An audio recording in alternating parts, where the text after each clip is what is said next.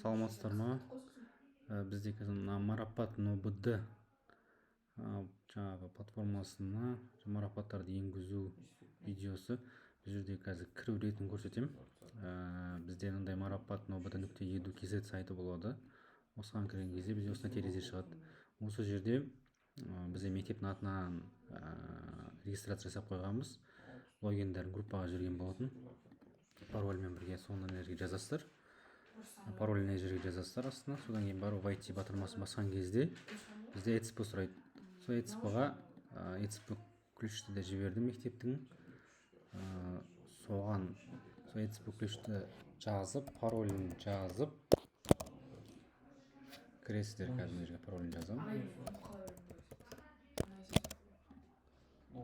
Так, мінекей. Кірді. Осы жерде біздің мектептің атауы шығады. Бұл жерде қазақша болса қазақша, орысша болса орысша жерде аудара беруге болады.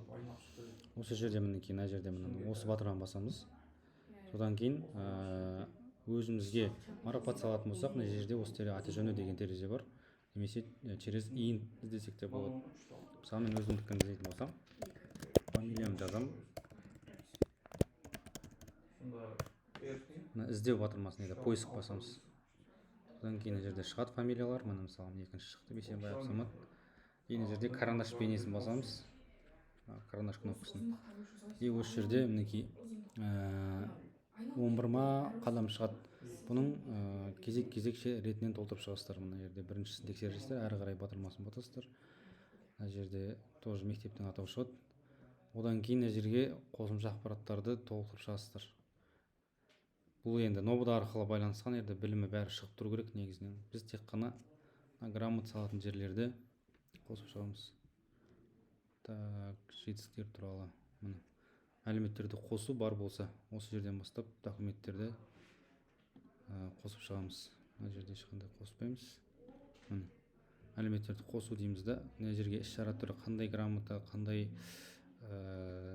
награда бәрін осы жерге былай белгілеп шығасыздар. Неге қолмен жазсақ та болады.